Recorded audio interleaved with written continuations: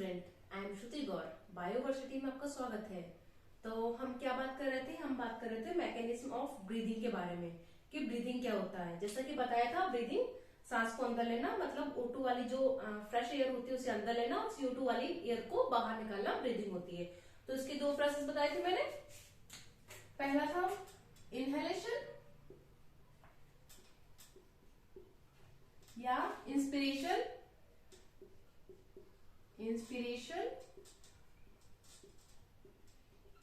और सेकंड क्या था? एक्सहेलेशन ना।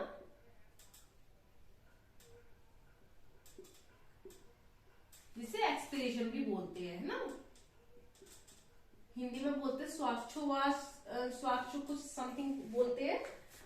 मतलब इंस्पायरेशन मतलब अंदर लेना सांस को, एक्सपायरेशन मतलब बाहर निकालना। तो ये हमने कंप्लीट कर लिया था, इंस्पायरेशन हमने कंप्लीट कर दिया था। और आज हम पढ़ेंगे एक्सहेलेशन, एक्सपिरेशन क्या होता है। एक बार मैं समझा देती हूँ। एक्सहेलेशन समझाने से पहले इंस्पिरेशन को बता देती हूँ क्या था इंस्पिरेशन में। थोड़ा इसका शॉर्ट में बता देती हूँ जिससे कि थोड़ा आइडिया लग जाएगा और इन एक्सहेलेशन को समझने में आसानी हो जाएगी। ठीक है, हमने क्या देखा था कि जो हमारी जो थोरेसिक चैम्बर है हमारा, ठीक है, ऊपर थोरेसिक चैम्बर जैसे हमारी बॉडी है, तो वो पार्ट में डिवाइड है। जैसे थोरेसिक ऊपर वाला थोरेसिक चैम्बर, नीचे वाला एब्डोमिनल कैविटी होती है, बीच में डायफ्राम से डिवाइड होती है। दोनों कुछ नहीं है, ये हेड रीजन है, ठीक है, और ये नीचे वाला थोरेक्स रीजन है, एब्डोमिनल रीजन है और डायफ्राम है। जैसे और थोरेक्स रीजन में क्या होते हैं? लंग्स होते हैं, हार्ट होते हैं, ये चीजें होती है थोरेक्स रीजन में। ठीक है, तो हम इसी पार्ट को हम समझ रहे थे क्या था ये, और रिप्स पाई जाती है इसमें, और इसी के अकॉर्डिंग हम समझ रहे थे कि इनहेलेशन क्या होता है। एक बार समझा देती हूँ। और जैसे मैंने बताया था, ये हमारा वर्टिकल कॉलम है, पीछे तो पीछे रहता है, ये बैक साइड पे, समझो ये बैक साइड पे इनहेलेशन। ठीक है, मतलब ये हमारा वर्टिकल कॉलम है बैक साइड पे, ये पीछे बैक साइड में। ठीक है, ये मैंने वर्टिकल कॉलम बनाया है। ठीक है, और आगे कौन सी होती है बोन? मैंने पता था स्टर्नम होती है, स्टर्नम होती है ना, ये स्टर्नम बना दी मैंने। ठीक है, अब क्या थी? साइड साइड में रिब्स होती हैं, है ना, ये ऐसे, ये रिब्स, ये। ठीक है, और नीचे क्या होता है? डायफ्राम होता है। डायफ्राम कैसे होता था? ऐसा, है ना, ये इस टाइप का कुछ बनाया था मैंने। ये मतलब थोरेसिक चैम्बर था, ये साइड में रिब्स होती है। ठीक है, रिब्स के बीच में क्या होती है? इंटरनल कॉस्टल मसल होती है, इंटरकॉस्टल मसल। ये से ये था हमारा वर्टिकल कॉलम, वर्टिब्रल कॉलम। ये था हमारा स्टर्नम।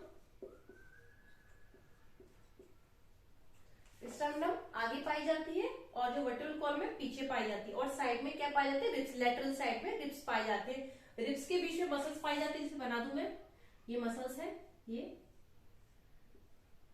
ब्लैक साइड में जो मसल्स बनाई है वो है इंटरकोस्टल मसल।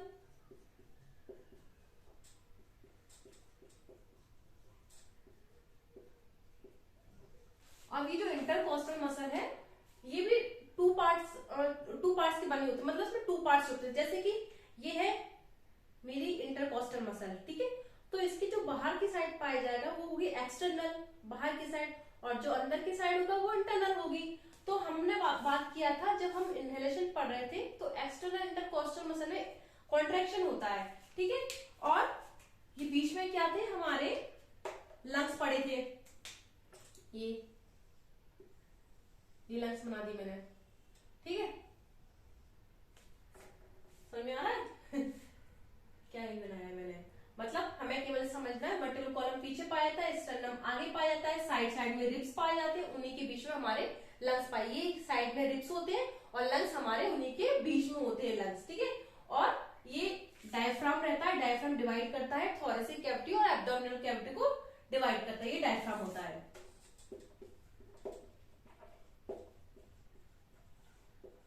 डायफ्राम, ठीक है, ये डायफ्राम होता है। तब होता क्या है इसमें? जब मैंने इनहेलेशन पढ़ाई तो मैंने बोला था कि जो एक्सटर्नल इंटरकोस्टल मसल, जिसे बाहर की साइड बना देती हूँ, समझो बाहर का साइड है external intercostal muscle, intercostal muscles. इसमें क्या होता है, इन दोनों में ये जो एक्सटर्नल इंटरकोस्टल मसल है और डायफ्राम, इन दोनों में हो रहा था कॉन्ट्रैक्शन, कॉन्ट्रैक्शन हो रहा था। तो ये जो रिब्स है जो कि ऐसे थे वो ऐसे हो जाएंगे, ठीक है। जैसे अगर इसकी न्यू पोजीशन हम बनाए तो ये ऐसे ऐसे हो जाएंगे रिब्स, ये इस टाइप के, ये ठीक है। पहले की साइड ऐसे थे रिब्स, ये अब हो गए ऐसे, ठीक है।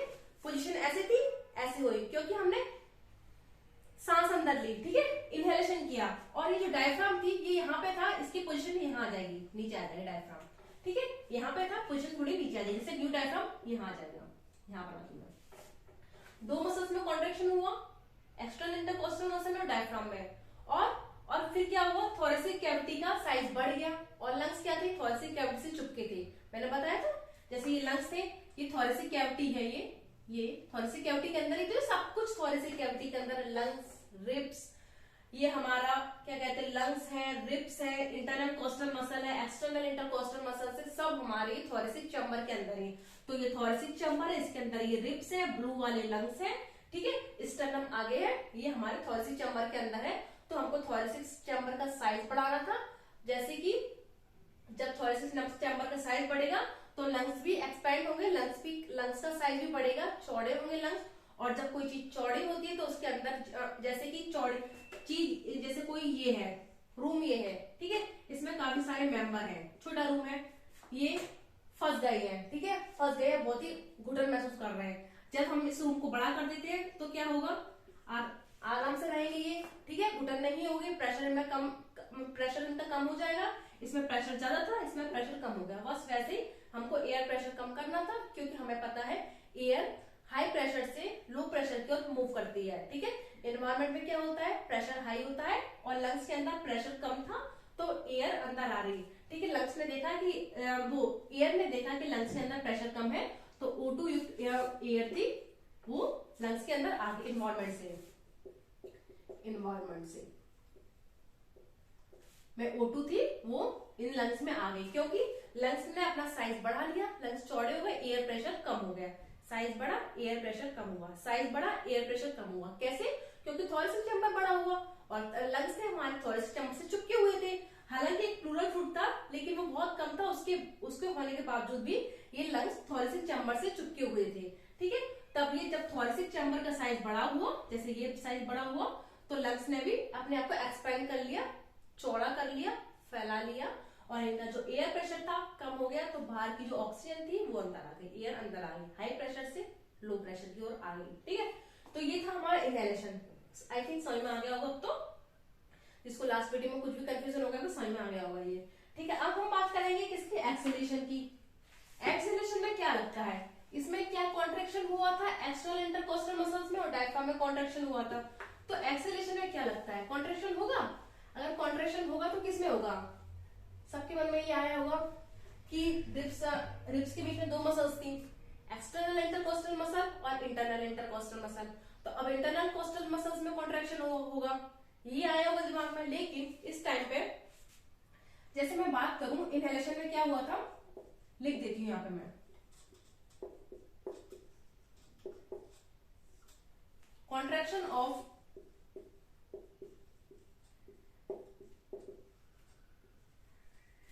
External intercostal muscle,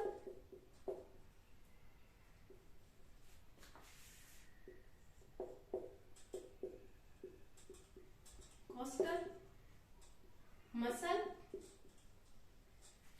and diaphragm,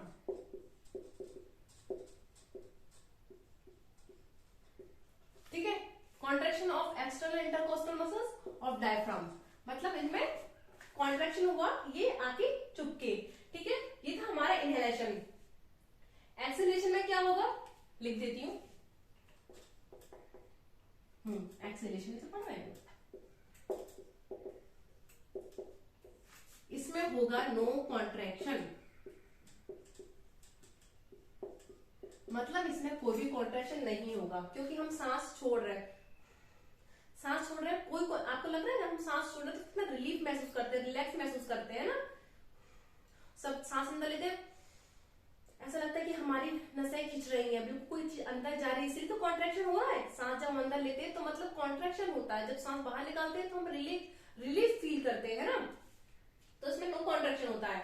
जैसे और हाँ, एक चीज बताना भूल गई थी मैं कि इनहेलेशन एक एक्टिव प्रोसेस है। इनहेलेशन इज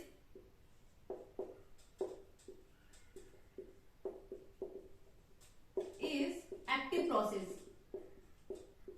समझ गए होगा आप एक्टिव प्रोसेस क्यों है? क्योंकि कॉन्ट्रैक्शन हो रहा है, ठीक है। एयर को जब एयर अंदर आ रही है तो कॉन्ट्रैक्शन हो रहा है, एक्सटर्नल इंटरकोस्टल मसल में डायफ्राम में हो रही है, हो रहा है, एनर्जी ज्यादा लग रही है, तो एक्टिव प्रोसेस है, ये ऑब्वियस सी बात है ना। Inhalation is active process but exhalation is passive process. Exhalation is passive process.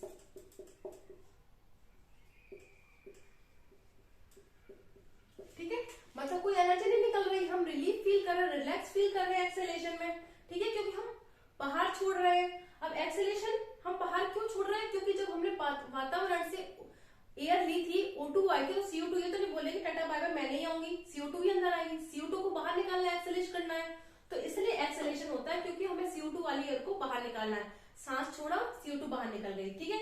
हुआ कैसा?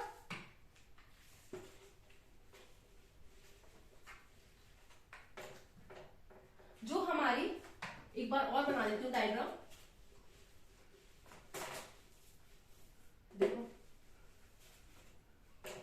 जो हमारे एक्सटर्नल इंटरकोस्टल मसल्स थी, जैसे बना ही देती हूँ डायग्राम, ठीक है। ये स्टर्नम, ये हमारी वर्टिकल कॉलम बैक साइड, ठीक है, और साइड साइड से रिब्स निकलती हैं, ये रिब्स,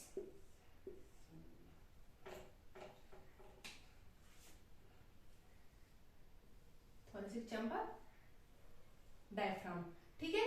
तब इनमें कॉन्ट्रैक्शन हुआ था, ये हो गई थी, तो मतलब एक्सेलेरेशन में अपनी नॉर्मल पोजीशन वापस आ जाएंगे, एक्सेलेरेशन में ये ऐसी रहेंगी। इनहेलेशन में क्या हुआ था, ये रिब्स ऐसी थी ना, देखिए ये ऐसे थी, तो कैसे हो गई, ये ऐसे हो गई, इस टाइप की हो गई,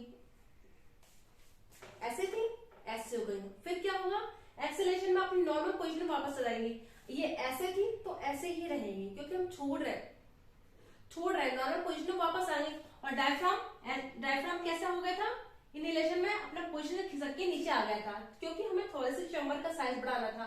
अब हमें जो लंग्स है उसमें एयर प्रेशर ज्यादा करना है, लंग्स सिकुड़ जाएंगे, छोटे हो जाएंगे, ठीक है। जब कोई चीज छोटी होगी, जैसा कोई अपन निचोड़ते हैं चीजें, ठीक है, तो एकदम उसका जो चीजें होती है आसपास हो जाती है, तभी तो उसमें चीजें निकलती है बाहर। जैसे हम कोई चीज छानते हैं तो वो छन्नी में ऊपर रह जाता है और नीचे रस निकलता है, क्योंकि चीजें काफी पास पास आ जाती है, एयर प्रेशर नहीं होता उसमें। उसी टाइप से जो लंग्स है, उसमें लंग्स अपनी नॉर्मल पोजीशन में वापस आ जाएंगे, लंग्स सिकुड़ जाएंगे फिर से, क्योंकि थोरेसिक चैम्बर का साइज कम हो जाएगा, क्योंकि चीज बाहर एयर बाहर निकल रही है, ठीक है। एयर बाहर तभी निकलेगी जब लंग्स छोटे हो जाएंगे, एयर को घुटन होगी, ठीक है, हवा को लगेगा मुझे बाहर निकलना है, तो वो बाहर निकल गई, क्योंकि लंग्स ने ऐसे थे पहले, लंग्स अब ऐसे हो गए। एयर प्रेशर इसमें ज्यादा था, एयर प्रेशर कैसा था, हाई था, इसमें कैसा होगा, लो एयर प्रेशर हो गया, एयर बाहर निकल गई, ठीक है। क्या मैंने उल्टा बोला क्या, air pressure high, sorry confuse मत होइए।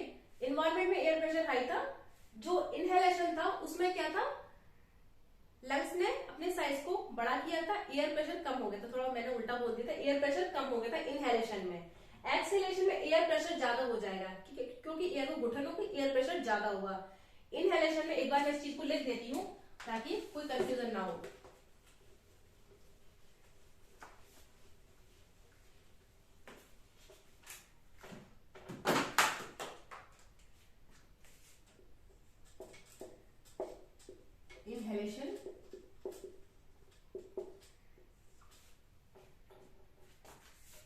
इनहेलेशन में क्या होगा, लो air pressure,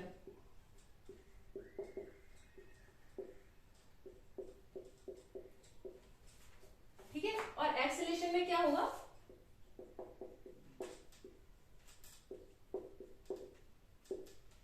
high air pressure,